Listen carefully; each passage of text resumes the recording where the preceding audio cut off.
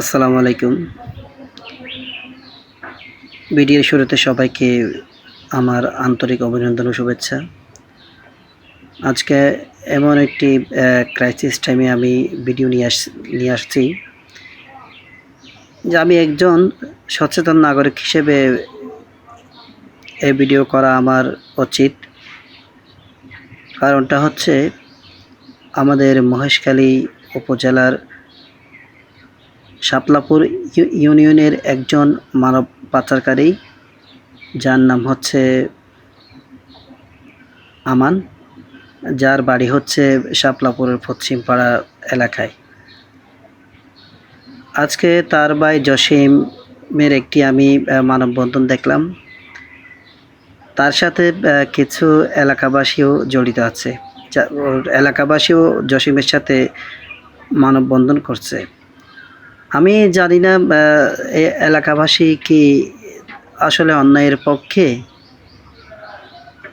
নাকি ন্যায়ের পক্ষে, এটা আমার মাথায় কাজ করছে না।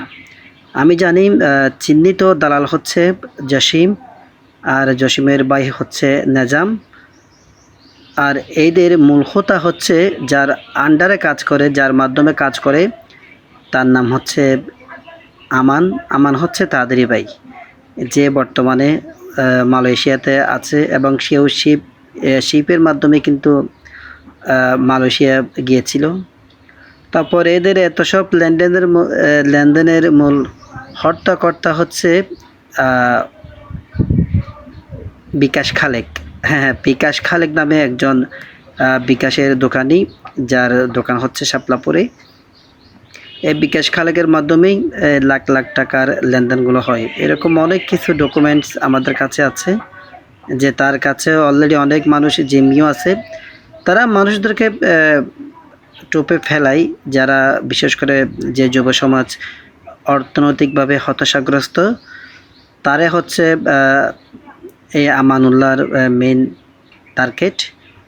তো আমি প্রশাসনের হস্তক্ষেপ কামনা করছি যে এই যে আমানুল্লাহর ফ্যামিলির যে সিন্ডিকেটটা আছে, এদেরকে একটু গ্রেপ্তার করুন। গ্রেপ্তার করলে এইদের যে তলের ভিড়াল, সে কিন্তু বের হয়ে আসবে। আমানুল্লাহর ভাই হচ্ছে জসিমের মূল কাজ ছিল যে সাংবাদিক আর পুলিশদের ম্যানেজ করা। গত 4-5 দিন আগে কিন্তু সাংবাদিক আর পুলিশ ম্যানেজ করা হয়েছে, যেদিন পানিছড়া এলাকার মুকসুদ আহমেদ নামে একজন লোক মারা যায়। সে যেহেতু এলাকার খুবই পরিচিত ছেলে ছিল, সেহেতু তাকে নিয়ে একটু বেশি আলোচনা হয়েছে। এরপর থেকে তারা একটু ডার্ক সাইডে ছিল।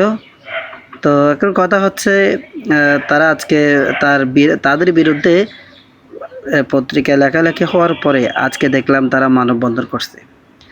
এটা ওপেন যে এই আমানুল্লাহ গংদের, মানে এদের মাধ্যমে কিন্তু এই মানব পাচারগুলো হচ্ছে খুব। আর এটা সত্য যে খুবই একটি দুঃসংবাদ, সেটা হচ্ছে আমাদের মহেশখালীর তরতাজা 15টা প্রাণ আন্দামানে শরীর সমাধি হয়েছে, যার ম্যাক্সিমাম দায় নিতে হবে এই আমানুল্লাহ গংদের।